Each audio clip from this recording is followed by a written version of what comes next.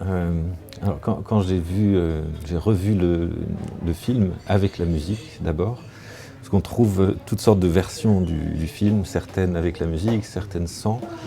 Et bon, je dois dire que voir le film sans la musique, c'est toujours quelque chose d'assez... On est complètement désorienté. Voir un film en général, hein, sans musique, c'est une sorte d'artefact oui, c'est une situation qu'on produit artificiellement et qui sans doute n'a jamais existé dans l'histoire du cinéma. Ce qui me fait d'ailleurs toujours penser à une remarque assez étrange, assez forte et intrigante, mais en même temps étrange de Adorno dans le petit livre qu'il a coécrit avec Hans Eisler sur la musique de film, dans lequel il dit que finalement la nécessité de la présence de la musique en accompagnement d'un film serait un peu la même que le geste de l'enfant qui, dans le noir, se met à chanter parce qu'au fond, il ne supporte pas ce défilé de fantômes silencieux, finalement. Alors, la musique de Untitled, comment dire, je sais par ailleurs qu'elle fait partie d'une non-rencontre. C'est-à-dire qu'en fait, même si elle était présente à l'origine du projet du film, elle a été finalement greffée ensuite sur le film. Le film n'en est pas déduit, enfin, en aucune manière.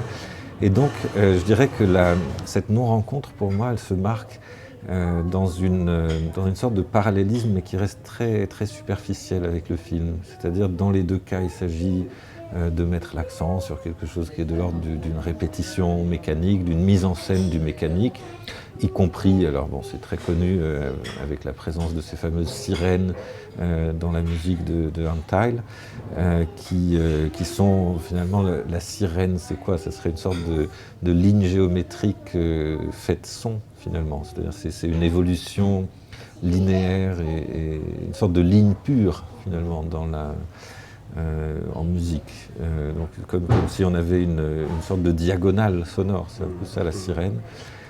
On a aussi toutes ces formes mécaniques dans le film de Léger, mais on a l'impression que ça ne se rencontre pas, c'est-à-dire ce qui fait vraiment le rythme propre du film est presque en contradiction parfois avec le rythme de la musique d'Untitled, bon, avec ces passages qui sont très aussi marqués par une esthétique proche du Sacre du Printemps, ces passages lourdement rythmés, avec des changements de mesure comme ça très déstabilisants et en même temps très, très marqués toujours, très, très percutés.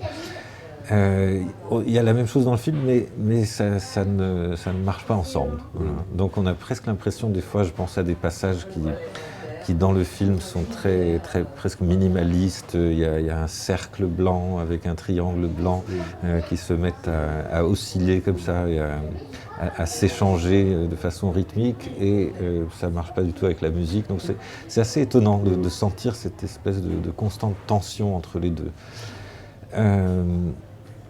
Voilà ma première impression. Donc, au fond, je dirais qu'il soit silencieux, c'est-à-dire que le film soit muet ou accompagné de la musique d'Untitled, d'un certain point de vue, ça ne change pas grand-chose. Parce que même quand la musique d'Untitled est là, il y a une certaine solitude du film par rapport à cette musique.